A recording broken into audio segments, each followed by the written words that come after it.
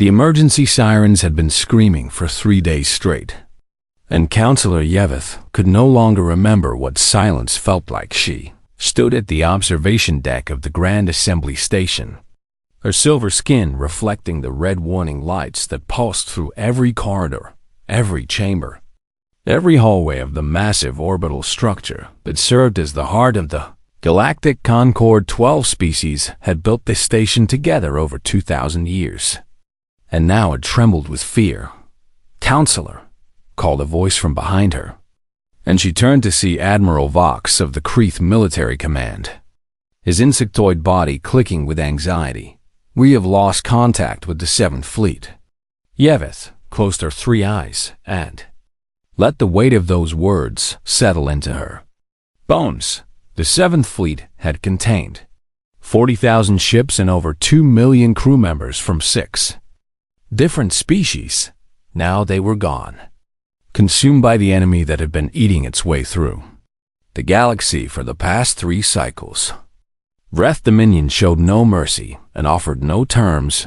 They were a hive mind swarm of silicon-based predators that moved from system to system like a plague of locusts made of crystal and hatred, and every world they touched became dust and silence. 17 star systems had fallen to them already. 17 worlds, filled with cities and families and dreams, all reduced to nothing but raw materials for the Vreth to consume and convert into more of themselves. How long until they reached the inner systems? Yeveth asked, her voice steady even as her hearts raced. Admiral Vox made a sound like grinding glass, which was how the Kreeth expressed despair at their current rate of advance. "Perhaps 2 cycles," he said. "Maybe less if they find more prey to fuel their growth."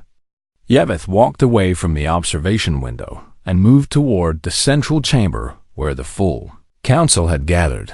The representatives of 12 species sat in their designated sections, each one adapted to their specific environmental needs. The Morvani floated in their water-filled pods, their tentacles waving with agitation. The Kreeth clustered together in their heat-regulated zone. Clicking and chittering, the Lorians like Yeveth stood in the temperate middle ground, their silver bodies rigid with tension, and all of them were afraid. High Counselor Dreth, the eldest of the Morvani representatives, raised one tentacle to call for silence. "We have reviewed every option," he gurgled through his translation device. "Our combined fleets cannot stop the Vreth advance. Our weapons cannot penetrate their adaptive shielding, and our populations cannot evacuate fast enough to escape their consumption." "Then what do you suggest?" demanded Representative Crix of the Villani, his fur standing on end with anger. "That we simply wait here devoured?" "I suggest," Dreth replied slowly, "that we do something we have never done before." He activated the central holographic display, and a star map appeared in the middle of the chamber. Most of the map showed the known territories of the Concord and its neighbors, but Dreth zoomed out further and further until he reached a region at the edge of the display that glowed with warning symbols. "The Orion Spur," he said, and several council members gasped. "You cannot be serious," Crix snarled. "That region is forbidden for a reason." Yeveth stepped forward, her curiosity overcoming her fear. "What reason?" she asked. "I have heard rumors, but nothing concrete." Dreth turned his bulbous eyes toward her. 3,000 years ago, our ancestors sent survey probes to catalog every potentially habitable world in this arm of the galaxy, he explained.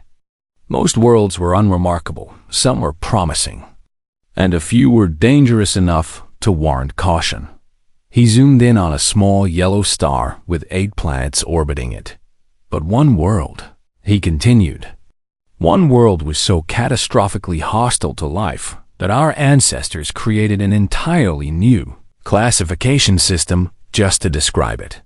The display focused on the 3rd planet from the star, a blue and green sphere wrapped in white clouds. "Quarantine Class Omega," Dreth announced. "The highest danger rating in our database.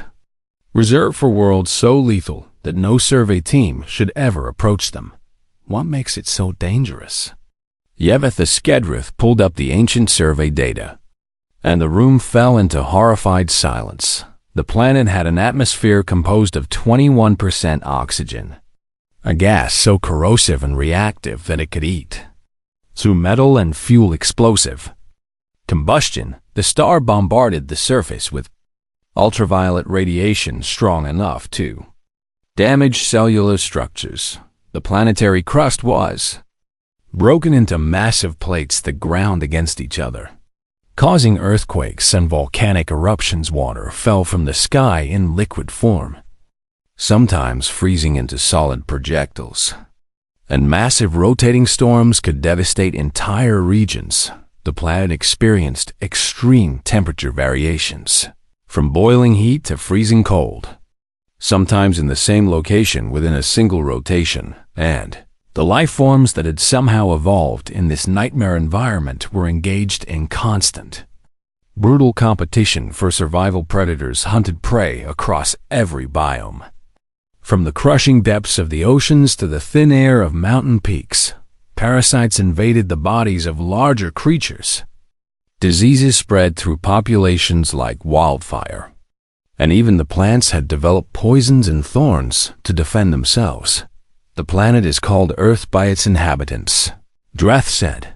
And yes, Representative Crix, it has inhabitants. He displayed the survey probe's final recordings before they had been withdrawn.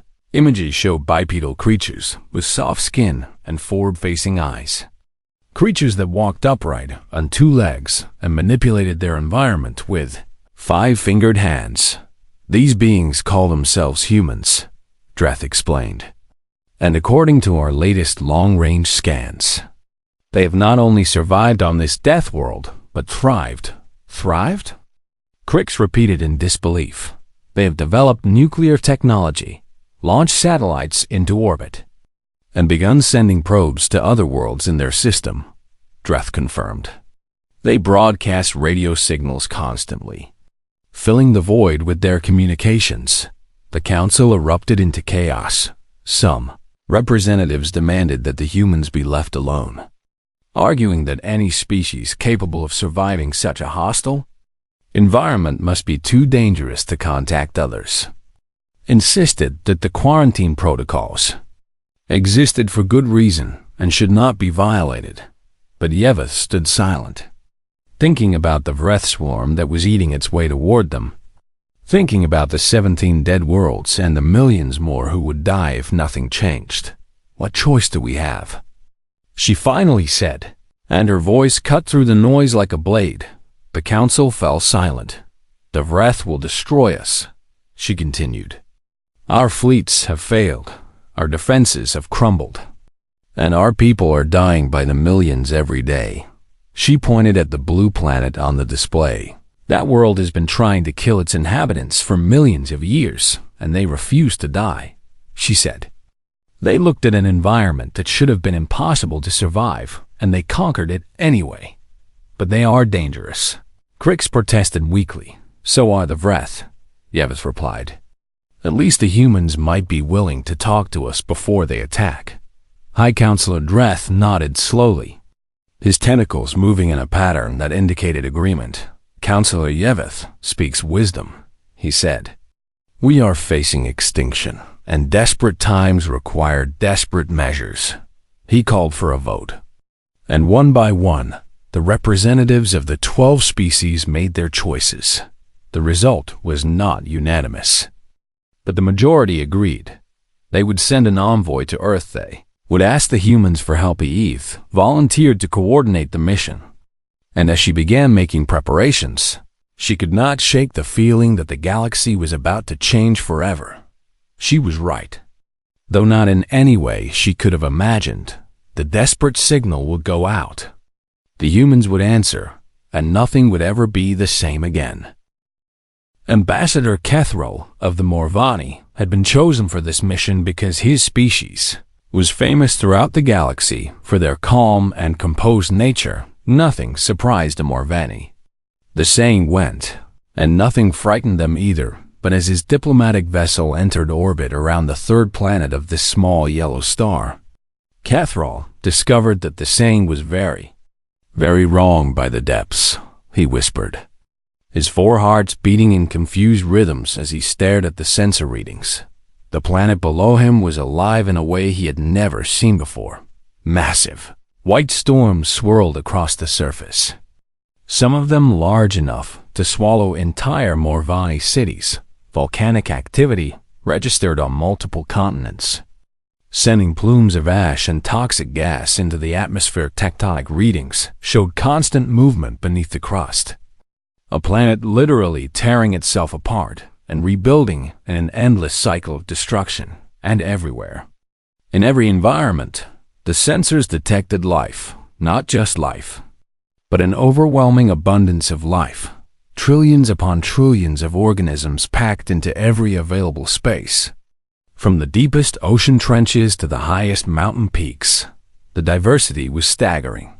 Creatures that swam, creatures that flew, creatures that crawled and slithered and burrowed and climbed, and among all of them, the dominant species, the ones who had built structures visible from orbit, the ones who had launched satellites and probes and radio signals into the void. The human's ambassador, said his communications officer, a young Morvani named Pelth. We are receiving a transmission from the surface. Cathrall steadied himself and gave the order to respond. View screen flickered, and then he saw them for the first time. The human who appeared on the screen had brown skin and dark hair cut short, with eyes that seemed to pierce through the digital connection and examine Cathrall like a predator assessing potential prey. This is Director Maya Chan of the United Earth Space Agency, the human said, her voice surprisingly soft for such an intense presence. You are in restricted orbital space around Earth. Please identify yourself and state your purpose. Cathrall had practiced this speech 100 times during the long journey here, but now the words seemed inadequate. I am Ambassador Cathrall of the Morvani people, he said, his translator device converting his bubbling speech into sounds the human could understand. I come on behalf of the Galactic Concord, an alliance of 12 spacefaring species, and I bring a request for assistance. Director Chan's eyes narrowed slightly, and Cathrall noticed that other humans had gathered behind her, all of them watching the screen with that same intense, focused attention. An alliance of 12 species, she repeated slowly. And you need our help with something? Yes, Cathrall confirmed. May I have permission to descend to your surface so that we might speak in person?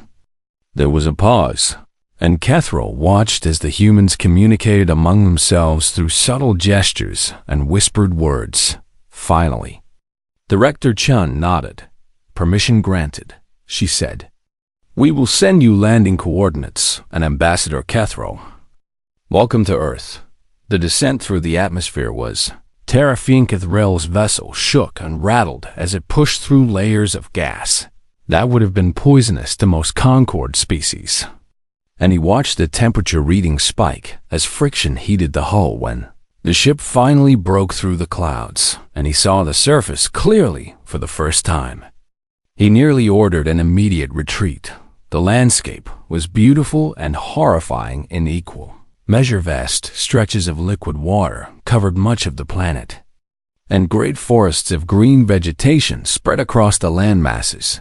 But Cathrall could also see the scars of this world's violence, the jagged peaks of volcanic mountains, the winding paths of rivers that had carved through solid rock, the brown patches where fires had burned through vegetation, and the cities, the human cities, were built right in the middle of all this chaos. Towers of metal and glass rose toward the sky in regions where earthquakes could strike at any moment, where storms could bring devastating winds and floods, where the very ground beneath them was unstable and unpredictable.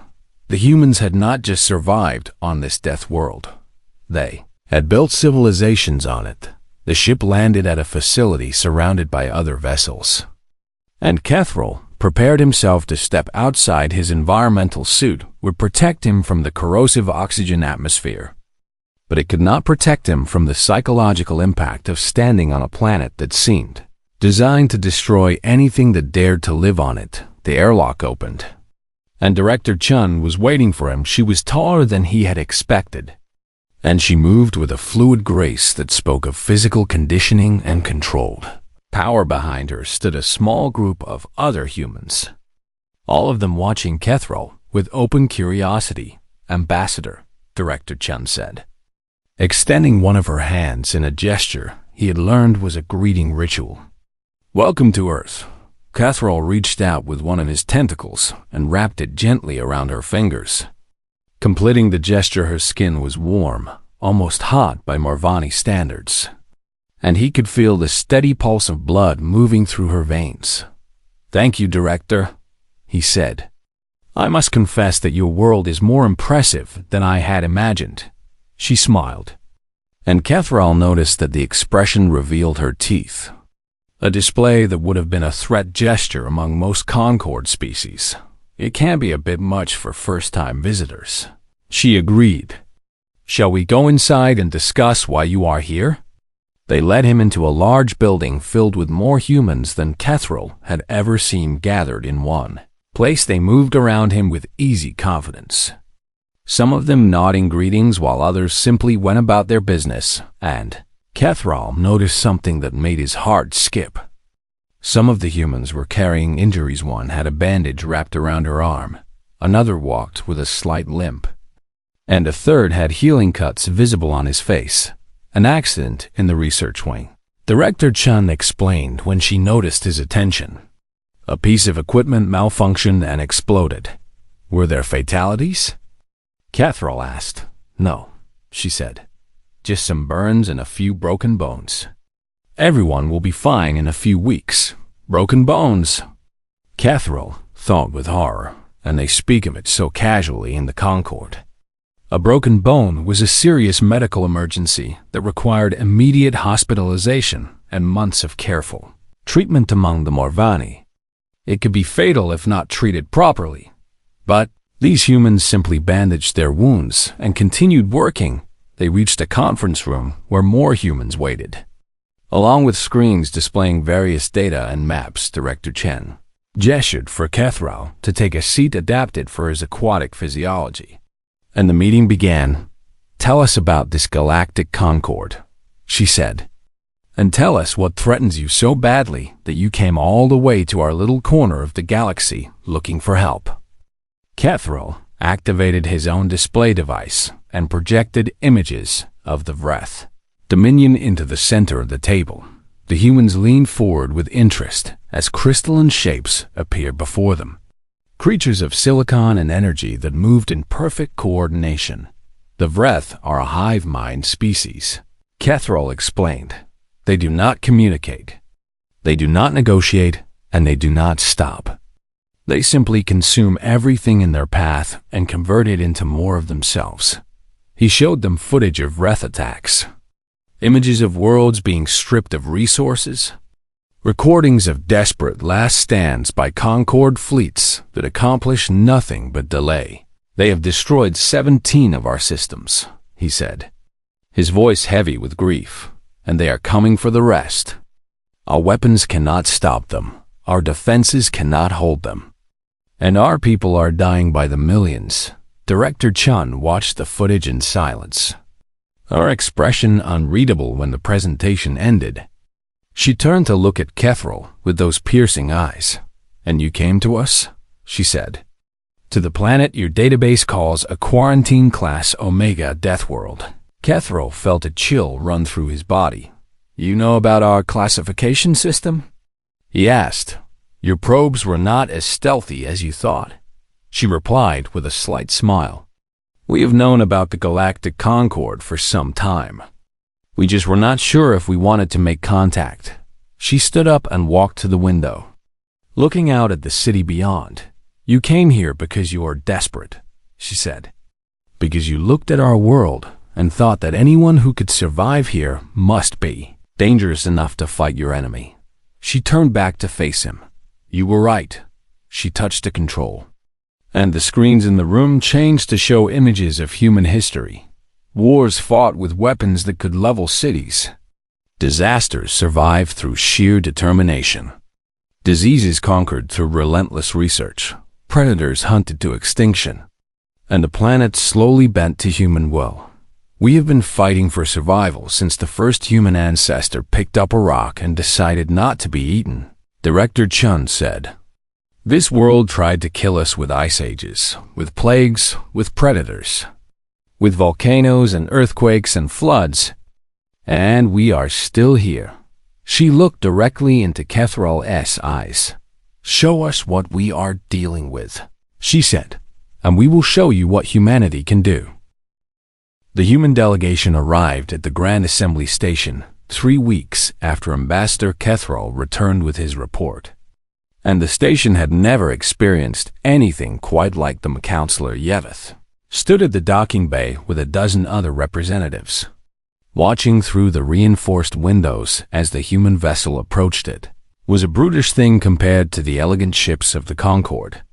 All harsh angles and heavy armor plating, built to survive rather than to impress. When the airlock opened and the humans emerged, Yeveth found herself taking an involuntary step backward. There were 43 of them, a mix of different sizes and colors and apparent ages. And they moved through the station with the easy confidence of predators entering new territory. Director Chen led them, her sharp eyes scanning every corner, every shadow. Every face behind her walked soldiers in armored suits, scientists carrying equipment, and diplomats with neutral expressions that somehow still managed to look dangerous. Welcome to the Grand Assembly Station, Yeveth said, stepping forward to perform the greeting ritual. I am Counselor Yeveth of the Elorian people. Director Chung clasped her hand with that unsettling firmness humans seem to favor. Thank you for having us, she said. I look forward to discussing how we can help each other. The first few days were dedicated to diplomacy, to formal meetings and careful negotiations about the terms of any potential alliance, but it was outside these meetings that the true nature of humanity became apparent to the Concorde species. The Grand Assembly Station had been designed to accommodate all 12 member species, which meant it contained zones with different atmospheric conditions, different temperatures, different gravity levels, and different radiation exposures. Most of these zones were dangerous to species not adapted to them. The humans walked through nearly all of them without protective equipment. Yeveth watched in disbelief as a human scientist named Dr. Okonkwo strolled through the Kreeth heat zone, where temperatures exceeded what most carbon-based life could tolerate. Bit warm, he said cheerfully when she asked if he was in distress. Reminds me of home. I grew up in Nigeria. She watched as a human engineer named Lieutenant Park held her breath for 2 full minutes while repairing a faulty seal in a partially decompressed corridor, refusing to wait for a proper vacuum suit because the repair was urgent. She watched as a group of humans consumed their evening meal, a horrifying assortment of cooked animal flesh, plant matter processed in ways that seemed designed to concentrate toxins, and beverages that apparently contained ethanol, an actual poison that the humans drank for pleasure. This is delicious, one of them said about a bright red sauce that Yeveth's scanner identified as containing capsaicin, a chemical compound that caused burning pain in most organic tissue. A bit mild though. Does anyone have something spicier? But it was the incident in the recreation area that truly made Yeveth understand what humanity was. She had been walking with Director Chung, discussing logistics for the proposed military cooperation, when they heard shouting from a nearby corridor. They rushed to investigate and found a crowd gathered around 2 humans who were engaged in what appeared to be violent comedy. Yeveth was about to call for security when Director Chen held up a hand. It is fine, she said calmly. They are just sparring. The 2 humans were throwing punches and kicks at each other, grappling and struggling, their faces twisted with effort. and concentration, one of them landed a solid blow to the other's jaw, and the recipient's head snapped back with a crack that made Yeveth's stomach turn. Struck human simply shook his head, grinned, and resumed the attack. "They are hurting each other," Yeveth said. "Why do they not stop?" "They are training," Director Chen explained. "Practicing for real fights, building strength and skill and resilience. This is how humans have always prepared for conflict." She smiled at the look on Yeveth's face. "On Earth, our ancestors hunted animals that could kill them with a single strike," she said.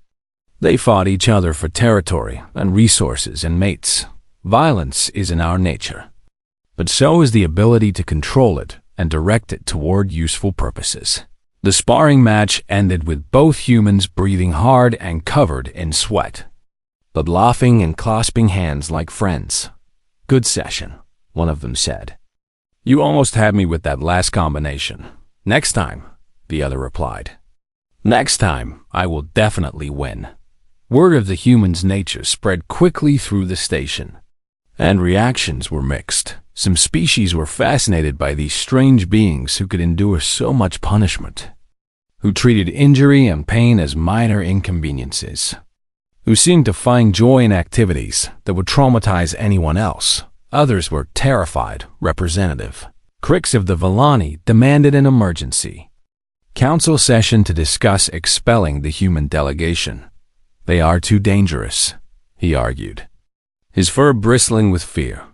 "Any species that can survive what they survive, that can do what they do to each other for fun, cannot be trusted. And what is the alternative?" Yeveth demanded. "The Vreth are coming, and we have no way to stop them. The humans might be our only hope. They might also be a greater threat than the Vreth," Crix countered.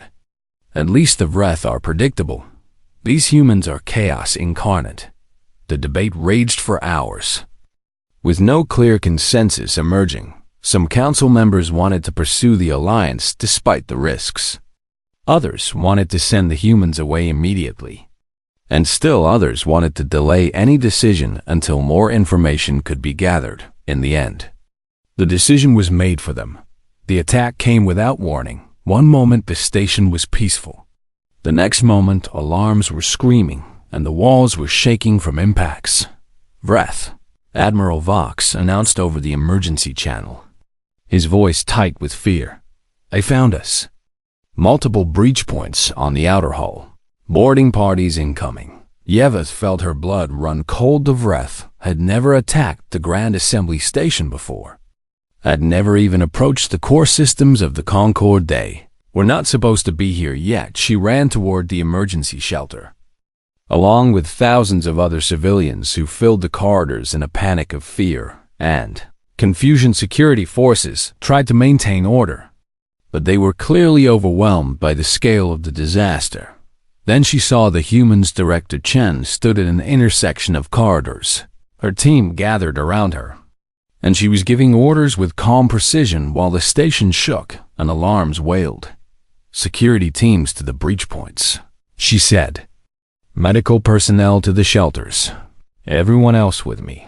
One of the Concord security officers approached her. "You should evacuate with the other civilians," he said. "The Vreth are extremely dangerous." Director Chen looked at him with an expression that Yeveth could not quite read. "So are we," she said. She turned to her people. "We have 43 humans on this station," she announced. "The Vreth have never encountered our species before. I think it is time we introduced ourselves." A soldier named Sergeant Okonkwo stepped forward, a grin spreading across his face. "What are our rules of engagement?" he asked. Director Chen considered for a moment. "Make them regret coming here," she said.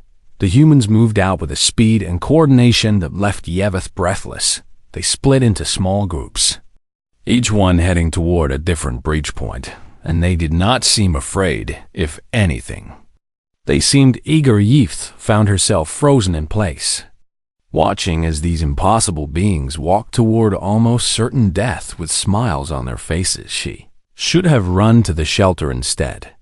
She followed them. She had to see what would happen next. She had to understand what humanity truly was, and in the corridors ahead, the Vreth were waiting, crystalline bodies glittering with deadly purpose. Confident in their inevitable victory, they had no idea what was coming. The first Vreth warrior that Sergeant Okonkwo encountered was a towering mass of crystalline plates and razor-sharp appendages. Standing nearly 3 meters tall in the smoke-filled corridor, it had already killed 6 Concord security officers, their bodies scattered across the floor like broken dolls. And it turned toward the approaching human with what might have been contempt. The Vreth had conquered 17 star systems. They had never lost a battle. They had never encountered anything that could stand against their perfect coordination and adaptive biology. The creature lunged forward, its blade-like arms sweeping in patterns designed to slice through any organic material. Sergeant Okonkwo ducked under the first strike, rolled past the second, and came up inside the creature's guard with a combat knife in each hand. The blades were made of hardened steel alloy, the product of millions of years of human warfare and countless generations of improvement. They punched through the gaps between the Vreth's crystalline plates and found the soft tissue beneath. The creature screamed, a sound like shattering glass, and tried to pull away. Okonkwo did not let Ith wrapped his legs around the creature's torso, driving his knives deeper, twisting and cutting with a fury that came from something primal and ancient in his DNA. The Vreth thrashed wildly, slamming him against walls and floors, but he held on with the same determination that had allowed his ancestors to bring down prey 10 times their size on the African plains. 20 seconds later, the creature stopped moving. Okonkwo released his grip and dropped to the floor, breathing hard but grinning. "One down," he said into his communication device. Moving to the next breach point. Throughout the station, similar scenes were playing out. Lieutenant Park led a team of 3 humans into a cargo bay where a dozen Vreth had established a staging area. Aliens had been preparing to push deeper into the station. Confident that nothing could stop them, they had not expected the humans to come to them. Park opened the engagement with a flashbang grenade, a device designed to overwhelm sensory organs with light and sound. The Vreth, whose vision operated on similar wavelengths to human sight, recoiled in confusion. Then the humans attacked. They moved like wolves, working in coordinated pairs to isolate and destroy individual targets. One human would draw Vreth's attention while another struck from behind. They used knives and improvised weapons, maintenance tools and broken pieces of equipment, anything that could pierce or crush or break. When one human was injured, another would drag them to safety while the rest covered the retreat. They did not abandon their wounded. They did not surrender, and they did not stop. Director Chun had positioned herself at the central junction, the point where all major corridors converged. If the Vreth broke through here, they would have access to the shelters where 12,000 civilians huddled in terror. She had no intention of letting that happen. The first wave of Vreth came in a rush of crystalline bodies and slashing limbs. Chun met them with a plasma cutter she had taken from an engineering station, a tool designed to cut through hull plating that worked just as well on alien flesh. She moved with a fluid grace, born from decades of training, each strike precise and economical. When the plasma cutter's power cell ran dry, she switched to a length of metal pipe. When the pipe bent from the force of her blows, she picked up a Vreth limb that had been severed in the fighting and used it as a club counselor. Yeveth watched from behind a barricade. Unable to look away, she had followed the humans against all logic and reason, driven by a need to understand these impossible beings. And now she witnessed something that shattered every assumption she had ever held about the nature of violence and survival. The humans were not just fighting, they were singing. It started with Sergeant Okonkwo, a low rhythmic chant that echoed through the corridors. Between bursts of combat, other humans picked it up, adding their voices. creating a strange harmony that seemed to drive them forward with renewed energy. Yeveth did not understand the words, but she understood the intent. This was a war song, a tradition older than recorded history, a way for humans to coordinate their movements and maintain their courage in the face of death, and they were winning. The Vreth had never encountered resistance like this. Every other species they had attacked had crumbled, had run, had surrendered or died in hopeless last stands, but the humans refused to follow the script. They counterattacked, they improvised, they adapted to every tactic the Vreth employed, learning and adjusting in real time. And when they were injured, when bones were broken and blood was spilled, they simply kept fighting. Yeveth saw a human woman take a slash across her arm that went to the bone. The woman screamed, not in surrender but in rage, and used her good arm to drive a knife into her attacker's eye socket. She saw a human man get thrown against a wall so hard that the impact left a crater in the metal plating. He stood up, spat blood, and charged back into the fight. She saw Director Chun take a blow to the ribs that would have killed any Concord species, then straighten up and break the Vreth's neck with a move so fast that Yeveth barely saw it happen. "Why?" she whispered, tears streaming down her silver face. "Why do you keep fighting?" Director Chun heard her somehow. Despite the noise and chaos, she turned, and for a moment their eyes met. "Because giving up is not in our nature," Chun said, blood running down her face from a cut on her forehead. "Because we come from a world that tried to kill us every single day. And we learned that the only way to survive is to be more stubborn than death itself." She smiled, a fierce and terrible expression. "And because these things threaten people under our protection," she added. "And that is something we cannot forgive."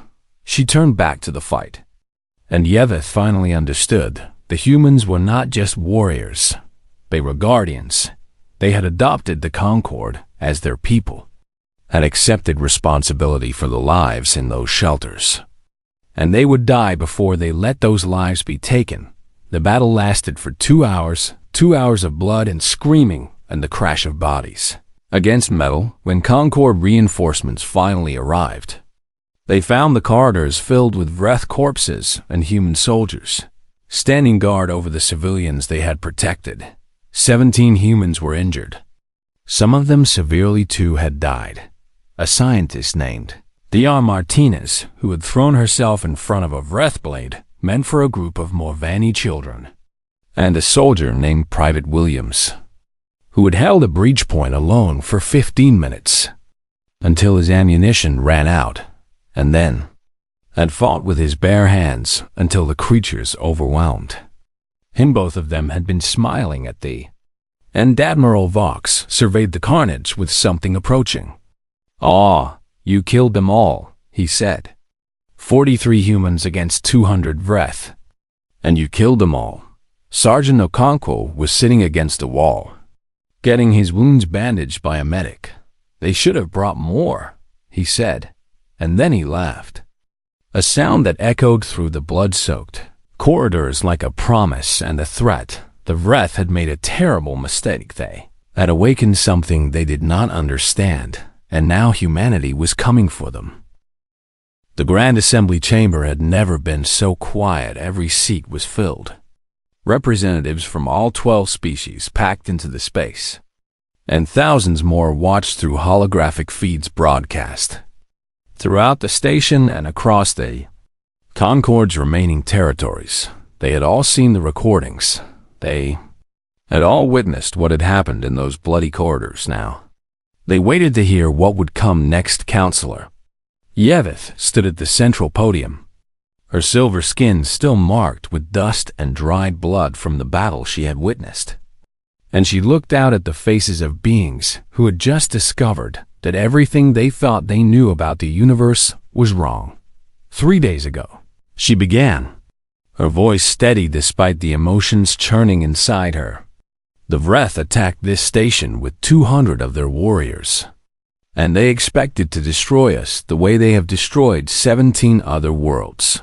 She paused, Letting the weight of those words settle, "They failed," she said. "And they failed because of 43 beings from a planet we had labeled too dangerous to approach." She activated the holographic display, and images appeared. The aftermath of the battle, the Vreth corpses piled in corridors, the human soldiers standing victorious amid the carnage. "We called them Death Worlders as a warning," Yeveth continued. "We believed that any species that evolved on such a hostile world must be monsters, must be threats to be avoided at all costs." She shook her head. "We were right about one thing. Earth is a killer planet, and the beings who emerge from it are unlike anything else in this galaxy." She changed the display to show footage from the battle itself. Humans fighting with ferocity and skill, protecting wounded comrades, shielding civilians with their own bodies. "But we were wrong about what that meant," she said. "Earth did not create monsters. It created survivors. It created adapters. It created beings who looked at a universe that wanted them dead and refused to accept that fate." She turned to face the section of the chamber where the surviving human delegation sat. Director Chen was there, her arm in a sling, her face bruised but her eyes as sharp as ever. Sergeant Akonko sat beside her, his injuries bandaged, his expression calm. The other humans filled the rows behind them, wounded but unbowed, watching the proceedings with quiet intensity. "2 of their people died defending us," Yeveth said. "Dr. Elena Martinez and Private James Williams gave their lives to protect Concord citizens they had never met, people from species they had only known for a few weeks." Her voice cracked slightly, and she did not try to hide it. "When I asked Director Chen why they kept fighting even when death seemed certain, she told me something I will never forget." She looked directly at the human leader. "She said that giving up is not in their nature." Yeveth continued. "She said that humans come from a world that tried to kill them every single day, and they learned that the only way to survive is to be more stubborn than death itself." She faced the full assembly again.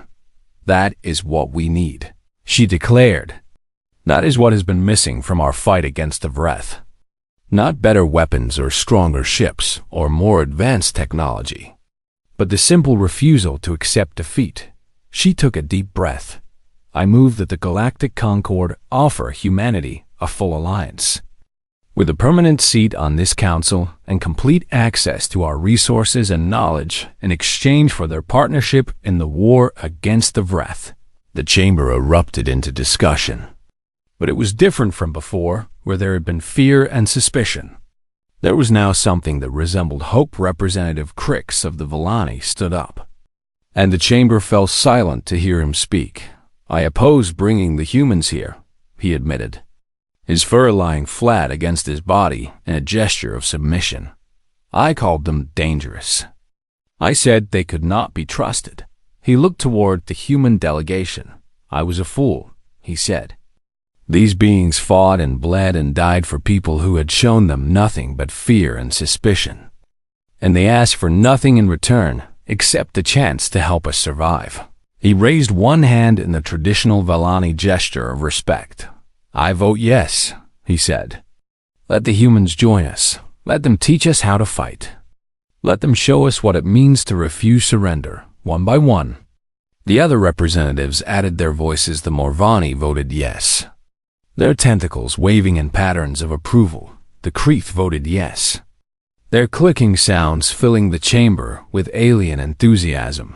The Alorians, the Tellurians, the Vistani, the Korn, all of them voted yes. The motion passed unanimously. The first unanimous vote in the council's history. Director Chun rose from her seat and walked to the podium, and the chamber fell silent once more. She stood there for a moment, looking out at the assembled representatives, at the faces of beings from a dozen different species, who were placing their hope for survival in her people's hands. "On behalf of humanity," she said, "I accept this alliance." The chamber burst into applause and celebration. But Chun held up her hand for silence. "I want to be clear about something," she continued. We did not come here because we wanted to conquer new territory, or exploit your resources, or dominate your societies. We came because you asked for help. And helping those in need is something that matters to us." She smiled, and for the first time, Yeveth saw warmth in that expression rather than threat. "Where we come from, everything tries to kill you," Chun said. "The weather, the wildlife, the diseases, even our own bodies eventually betray us, but we do not lie down. We never have." She looked around the chamber, meeting as many eyes as she could. "You asked for all eyes against the Vreth, and you found something better," she said. "You found people who looked at a universe that wanted them dead and said no. We are not done yet." She extended her hand toward the assembly. "Now let us show the Vreth what happens when they threaten our friends." In the cycles that followed, everything changed. Human ships joined the Concord fleet, their designs brutal and efficient.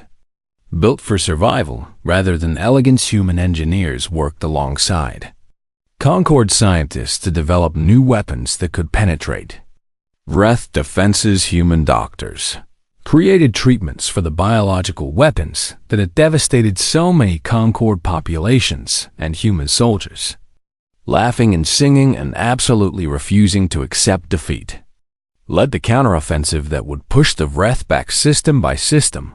The war was far from over. The Vreth still outnumbered the Alliance, still controlled vast territories, still posed an existential threat to every species in the Concord. But for the first time since the conflict began, there was hope. Counselor Yeveth stood on the observation deck 1 year after the battle, watching a mixed fleet of human and Concord ships prepare to jump toward the front lines. Director Chun stood beside her, fully healed now, her eyes fixed on the vessels that carried both of their peoples toward uncertain futures. "Do you think we can win?" Yeveth asked. Chun considered the question carefully. "I think that winning is complicated," she said. "But I know that we will not lose, because losing requires giving up. And humans do not know how to do that." She turned to face Yeveth. "Neither do you," she added. "Not anymore. The Concord spent centuries being afraid of the universe, waiting for something terrible to happen. And now you have learned something that humanity has always known." "What is that?" Yeveth asked. Chun smiled. "That the universe is full of terrible things," she said. "But terrible things can be fought. They can be defeated. They can be made to regret ever crossing your path. You just have to refuse to accept that your story is over." She clasped Yeveth's hand in the human gesture of friendship. "Your story is not over," she said. "Our story together is just beginning." The fleet jumped, carrying hope and determination, toward the darkness the Vreth had conquered. 17 worlds. They had never fought a death world. They were about to learn why that distinction mattered. The galaxy would never be the same. Humanity had arrived, and they had brought with them the most dangerous thing in the universe. The absolute refusal to surrender. The Vreth should have checked their database more carefully. They should have understood what Quarantine Class Omega really meant. Now it was too late. The hunters had become the hunted. And somewhere in the void between stars, the children of Earth were smiling as they prepared for the greatest hunt in human history.